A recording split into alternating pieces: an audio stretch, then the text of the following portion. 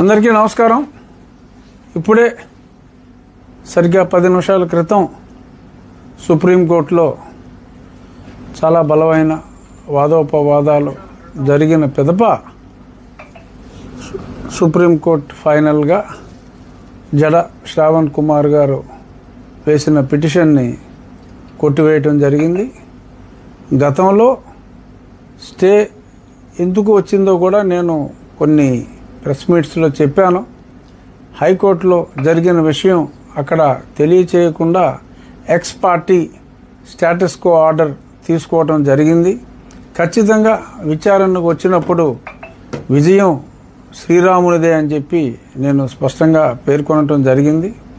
ఈరోజు హైకోర్టులో ఉన్న ఆర్డర్స్ అన్నీ కూడా హైకోర్టులో 3 బెంచుల్లో కూడా మరి తోసిపుచ్చిన తర్వాత ఆ సమాచారం అక్కడ పెట్టినందువల్ల ఈ స్టేటస్ కో వచ్చింది అని ఇక్కడ ఉన్న హైకోర్టు ఆర్డర్స్ని మా న్యాయవాది సుయోధన్, మన తెలుగు వ్యక్తి, ఢిల్లీలో స్థిరపడిన తెలుగు లాయర్ సుయోధన్ చాలా ప్రతిభావంతంగా తన ఆర్గ్యుమెంట్స్ వినిపించాడు. రాష్ట్ర ప్రభుత్వం తరపున కూడా ప్రేరణా సింగ్ మన వాదనలో వినిపించడం జరిగింది. అన్ని అనుమతులు సక్రమంగా తీసుకున్న తరువాత అది ప్రభుత్వ స్థలము అని చెప్పి శ్రవణ్ కుమార్ గారి తరపు వాదించిన న్యాయవాదులు మాట్లాడితే 90 సంవత్సరాలుగా అది ప్రభుత్వ స్థలమే.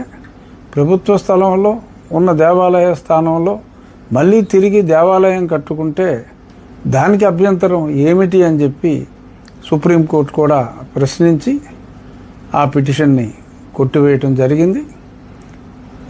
ఆల్రెడీ చెప్పాను నేను, గన్నవరం దగ్గర దేవాలయం వేగవంతంగా పూర్తవుతుందని.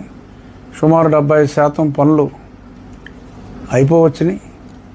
మిగిలిన 20% కూడా రాబోయే నెల రోజుల్లో పూర్తయిపోతాయి. ఒక సైట్లో గతంలో ఫౌండేషన్ వర్క్ ఆల్మోస్ట్ పూర్తి చేశాం.